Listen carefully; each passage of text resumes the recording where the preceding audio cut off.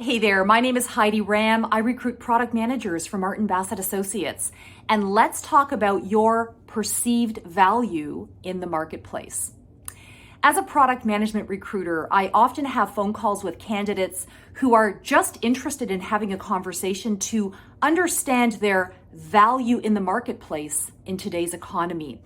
If you are like me, you're probably hearing about crazy salaries that somebody out there just got an offer for to join a company. Maybe that's $20,000, $30,000, $40,000 more than what you're earning. So suddenly there's this overwhelming interest to understand, well, if they're worth that, what might I be worth? So let's talk about this perceived value in the marketplace in today's economy.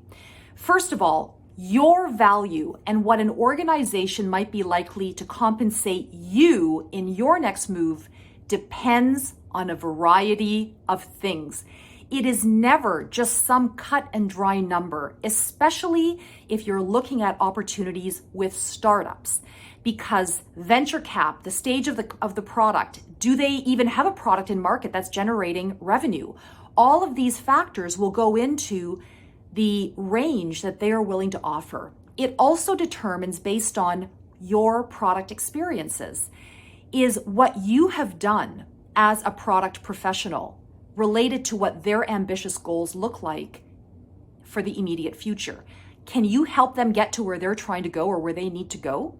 Because if you do, because there's some really synergistic connection between your product story and what they need done, that obviously will add more monetary value to perhaps compensation they're willing to pay for you. But here's the other way of looking at your perceived value, is that despite what organizations may or may not be willing to pay you, the reason why you accept an offer should never be solely because of money.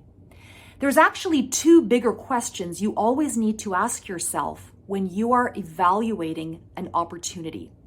The first question is that a job I would want to do? The second question is that a group of people I want to do the job with? If the answer to one or both of those questions is a no, and a definite no, you need to ask yourself, then why am I even thinking this is a possibility? Because if the job that you are being hired to do isn't one that you could see yourself working at 8, 12, 14 hours a day for 1, 2, or 3 years, no amount of money is going to make that better. Those are going to be hard days. And that dissatisfaction in the job that you do will most likely also flow into the other parts of your life, possibly even impacting your joy and relationships that you have with people closest to you. Because when someone's doing a job that they don't want to be doing, let's face it, life is not easy. The second question is that a group of people you want to do that job with? People work with and for people. Companies don't actually hire anybody. People hire people. And if you don't resonate with that group who you will be having to work with for 8 or 12 or 14 hours a day for 1 or 2 or 3 years, that's going to be a really hard job to do every day. People make the difference.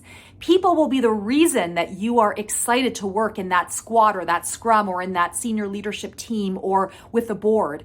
These will be the reasons why you join, and they will ultimately be the reasons why you stay, because they're the people who you are committing to even when times get tough. Because no job is easy, and every business at some point reaches a tough day. So, what is your value in the marketplace today? It depends. But whatever the number is, it's not even the reason why you will solely make that decision to make a job change. I hope this has been helpful. If you have any questions, please drop us a note, Heidi@mbassett.com, and have an amazing day today.